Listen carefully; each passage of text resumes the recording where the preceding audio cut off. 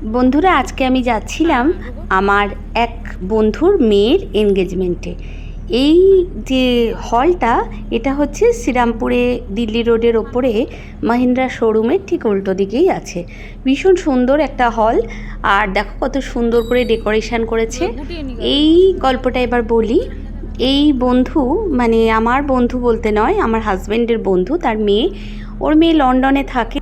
ওখানকার বলতে ওখানে পড়তে গেছিলো, তারপরে ও পিএইচডি করছিল। তখনই আরেকজন ছেলে, সে হচ্ছে আমাদের মহারাষ্ট্রের ছেলে, তার সাথেই ওর অ্যাফেয়ার্স হয়ে এখন এনগেজমেন্ট হচ্ছে।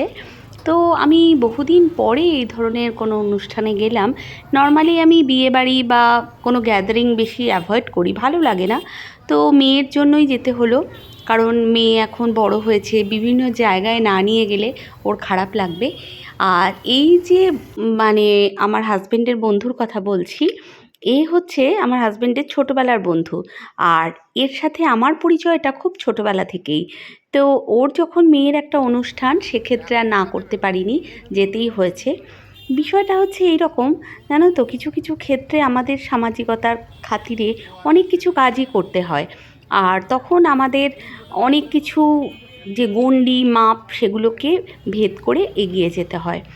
আর আজকে যে আমি শাড়িটা পরেছি, সেই শাড়িটা আমি সাউথে যখন বেড়াতে গেছিলাম সেখান থেকেই কিনেছিলাম। মানে গোল্ডেন কালারের হালকা শাড়ি, একদম পিওর সিল্কের, ভীষণ সুন্দর কমফোর্টেবল শাড়িটা। আর তার সাথে আমি একটা হাইনেক ব্লাউজ পরেছি। তোমরা দেখতে পারো যে আমার লুকসটা তোমাদের পছন্দ হচ্ছে কি না। তো এনগেজমেন্টের জন্য আমার মনে হয় এর চাইতে বেশি সাজগোজ একদম ঠিক নয়।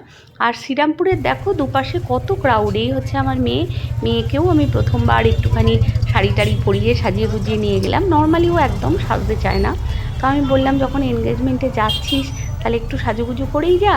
তো যাই হোক, ওকে একটু সাজুগুজু করিয়ে আমারই একটা শাড়ি পরিয়ে নিয়ে গেলাম। আর শ্রীরামপুরে দু সাইডে দেখো কত ভিড়, কত লোকজন। শ্রীরামপুর সব সময়ের জন্য ভিড় থাকে, কোনো সময় দেখি না ওখানে খালি। আর এই যে দোকানটা ক্রস করলো, সেই দোকানেরই মালিকের, মানে লাবণী যে দোকানটা, সেই তারই মালিকের মেয়ের এনগেজমেন্ট। তো ওখান দিয়ে আমরা যেতে যেতে যেতে যেতে আমরা শেষ পর্যন্ত দুপাশের রাস্তাগুলো দেখছিলাম যে শ্রীরামপুরে কত রকম দোকান, কোনো দোকানই আজকাল আর খালি নেই, সব দোকানেই ভিড়।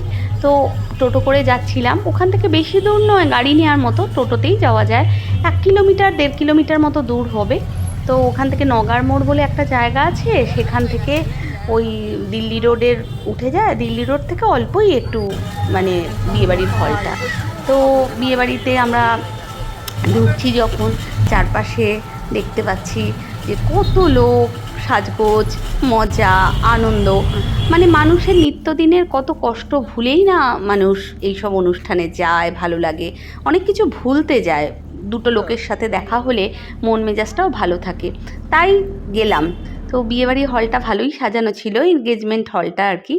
তো আমি ঢুকে আমাদের সিদ্ধিদাতা গণেশকে প্রণাম করে সেদিনকার মতো আজকে এই পর্যন্তই থাক। আর বিয়ে বাড়িতে, মানে এনগেজমেন্ট বাড়িতে কে কে ছিল, কার কার সাথে দেখা হয়েছিল, তাদের সাথে আমার সম্পর্কটা কেমন, সেগুলো পরে